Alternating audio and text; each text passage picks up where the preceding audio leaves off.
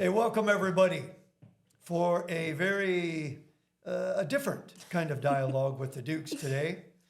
For Bill Berger's away, mainly because I forgot to communicate to him that we were going to interview Ms. Haley Sleggs, Wellington High School and McCormick band director, and also probably one of the, if not the most, the staff member who is most involved with the coming eclipse. She is very involved with it, and that's what we're going to be here talking about today. So I'm Dave Conklin, your host for this episode. Haley, thanks so much for coming in and adjusting to this change here, which again was my own doing. Bill, I apologize, but it's been topsy-turvy for good reasons.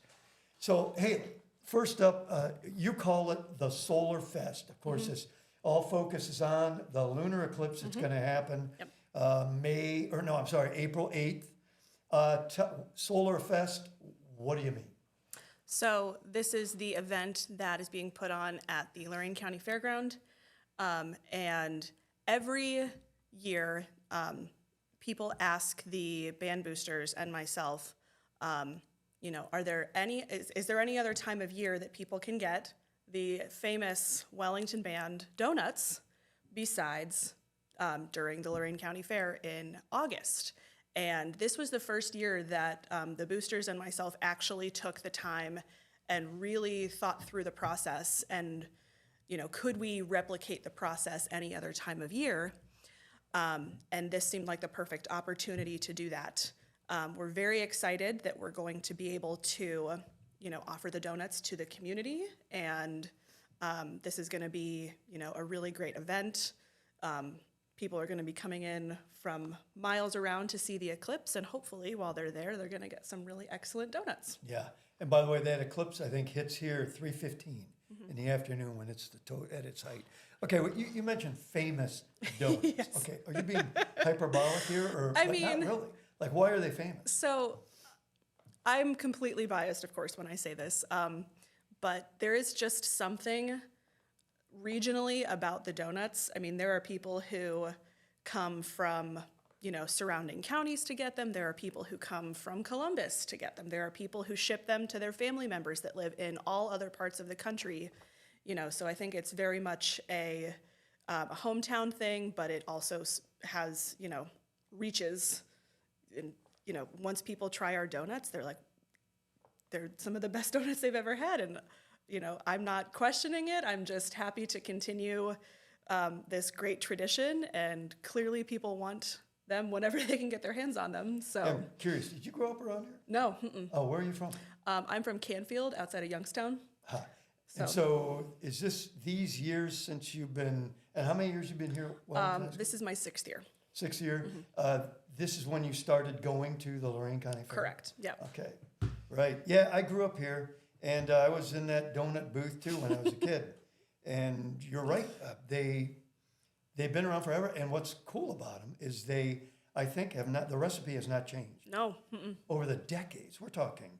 Can you remember when did they first start making them? There was, so in the current building at the fairground, someone wrote in pen, I think it says 1964. I think that was the first year that they were in the current building, so it's going on 60 years. Well, it is exactly 60 years. Yes. People. Yeah, 60 years. So this is the time, 60th anniversary. You got to have that out on there We as well. will have to do that for the fair, yeah. 60 years of famous donuts, something like that. Hey, so you mentioned also the process. What's it take to make a famous donut? So there's a lot that goes into it, as you could imagine. Basically, we run a small business for about a week. So that involves tremendous manpower from our band families, parents, students, everybody volunteers, and truly we could not do that without the support of our band program and the people.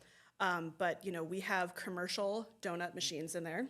We have commercial mixers, commercial frosting stuff. I mean, it's really, not something that you can believe until you're actually seeing the process happening. So, but the people who continue to do it year in, year after, we have it pretty much down to a science, and each year we train up the new people, and because our community, they have since it's been going for 60 years, they come to expect a certain level of deliciousness, or the same product year after year. So we, try really hard to make sure that we keep up to our standards. Yeah, and I gotta say, last Lorraine County Fair last August, I think I got some. I think so, but it's always been consistent throughout. Right. So why make the donuts fundraiser, right? For the program? Yes. Now, and if I may ask, is it, okay, it's 60 years, so it must be profitable. Yes. Like, can I ask how profitable? Let's just say that we do pretty well for ourselves, without getting into specifics. But beyond what the school district offers us, this supplements every other aspect of the band program, between buying new equipment, new uniforms, different field trip opportunities, different performance opportunities. So, All for the kids? yes, all for the kids. And those opportunities, is it safe to say those opportunities probably wouldn't happen, at least to the extent they do, without the donut booth? Correct. Yeah. So awesome. it's very important to the overall operation of the band program. Hey, we'll be right back. We got a word now from another awesome operation in town, Bread and Brew, for all your coffee, sweets, and lunch and dinner needs, and breakfast too. So we'll be right back after this one. Hey, you like food? Well, take a little walk down the Bread and Brew. Here, when customers walk in, they can get Wellington's finest coffees and pastries, even with fast service. Also, there are many tasty pastries you can choose from, including a chocolate pastry, muffins, cinnamon rolls, donuts, and more. On the menu, you can find a variety of foods, going from breakfast foods to lunch sandwiches, then to soups and salads. For beverages, you can find tasty smoothies and iced teas. There's plenty of places to sit with friends and family. There's even a cozy lounge up front to sit in. You can contact Bread and Brew at 440-647-0082. Trust me, Bread and Brew will satisfy you with everything. Good. Yeah, that's Bread and Brew. I'm a frequent flyer to Bread and Brew, and never been disappointed. So, speaking of never disappointed, back to donuts. Yes. And back to this incredible event that's going to be really once in a lifetime. I mean, the next one that occurs like this, 2099, you'll be how old? 104, if I make it that long. And I would be 139. Safe to say I'm not going to see it. You're healthy. You're young. You might. But so what are your plans for the funds that you're going to raise now? And by the way, how long for you and for the donut booth, I guess, and the band, how many days long for you guys is Solar Fest, for the whole setup and the doing it? And Right. So the week during spring break leading up to the Solar Fest, we will be in there Wednesday through Friday. For our orders, we did do a pre-sale online, which is still going if people are interested. And I ordered 2 boxes of cinnamon. Yes. You can still do pre-sale online. So we will be preparing those orders and really just making up our stock as to get as ahead of the curve as we can.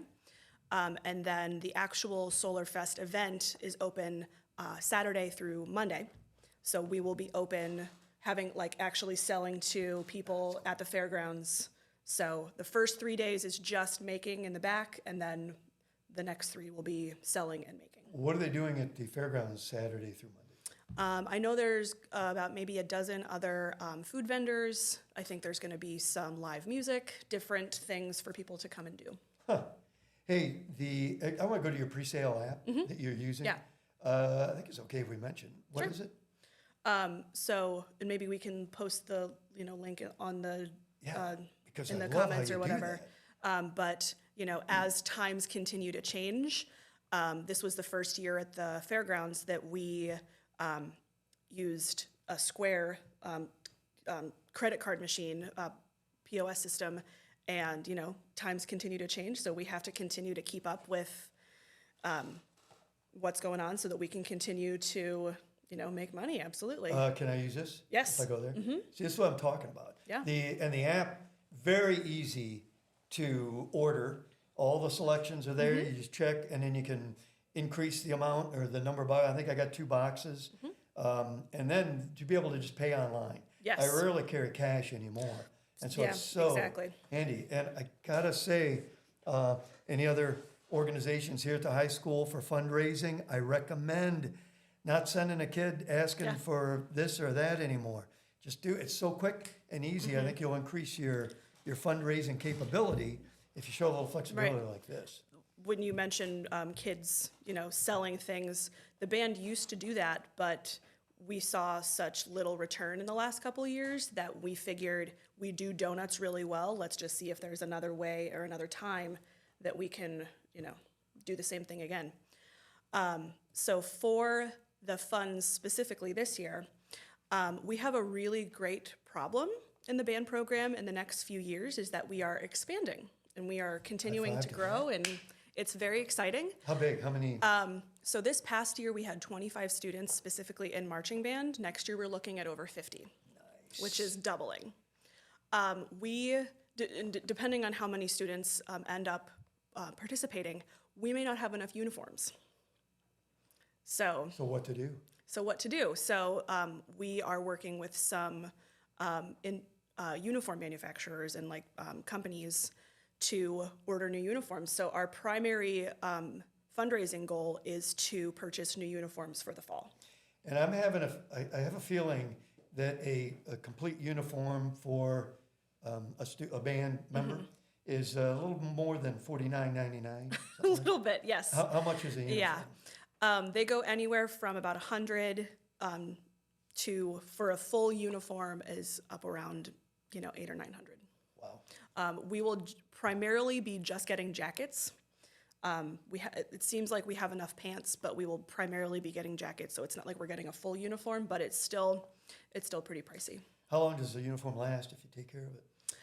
Uniforms last between 10, 15 years, depending on how well you take care of them. So good upfront investment Yes, for something that's going to give you a return for a decade. absolutely. Wise investment. Yeah. Wow. Great problem to have. So next year you double.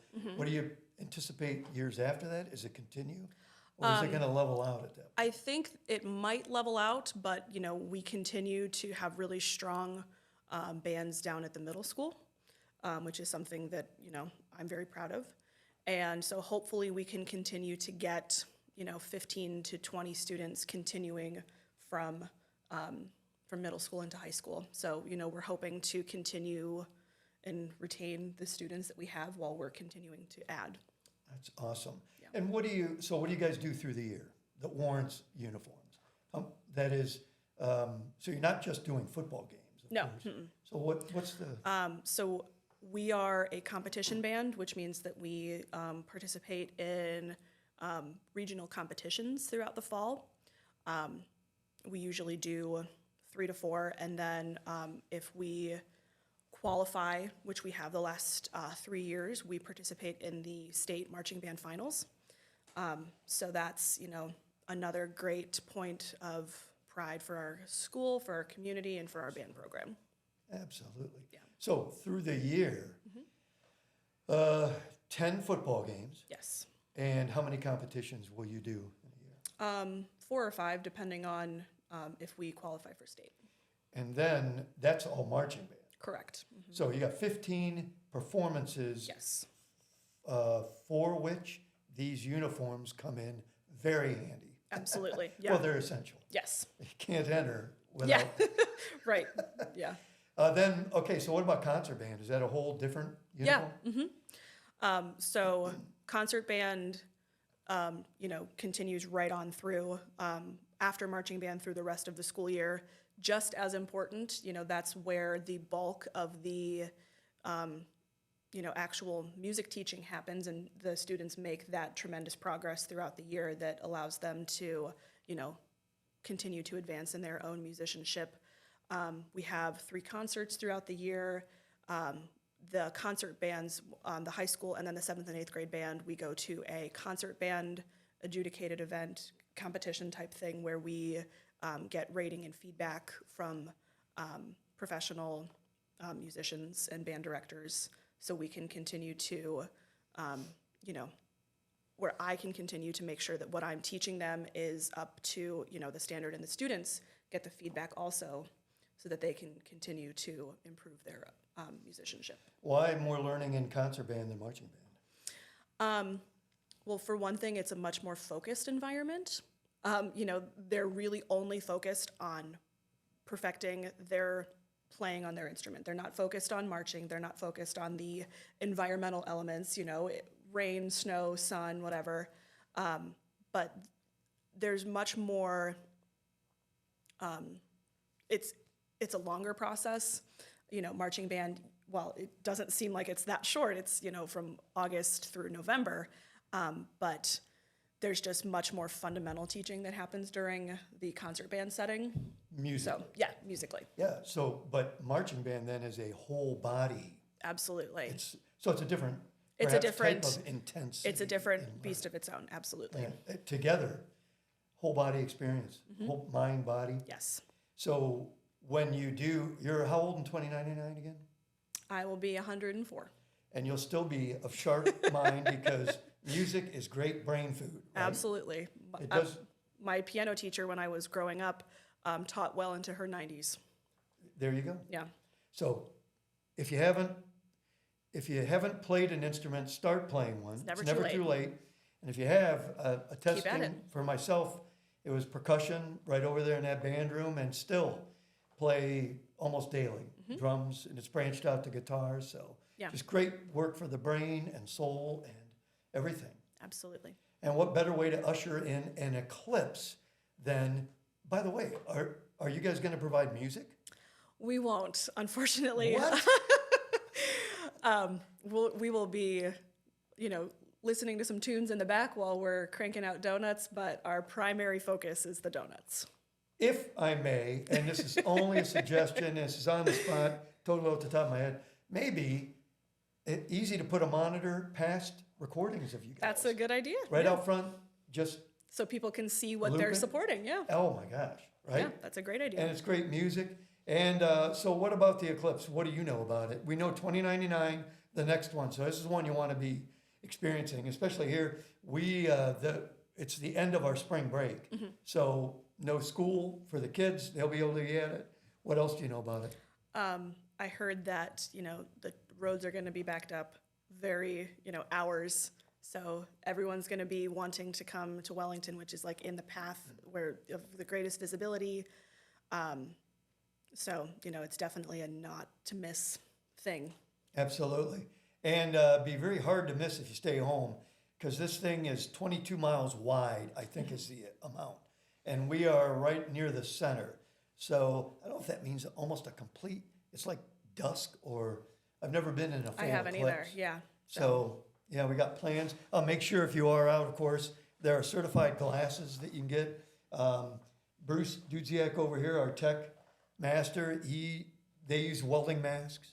Anything to protect. You got to protect your eyes, because if you're going to be living to 104, you don't want to be blind for most of Correct. that, Yeah. So, hey, Haley, thanks so much. Thank you. I would wish you luck, but I don't think you need it. It sounds like you've got a plan, and it's a beautiful thing. I've loved band ever since I was in it, and even listening to you guys. I'm in the room right next door, and they're awesome to have every day. They're doing great things. So thank you so much for coming in. Thank you. And we hope to see you next time with Dialogue with the Dukes.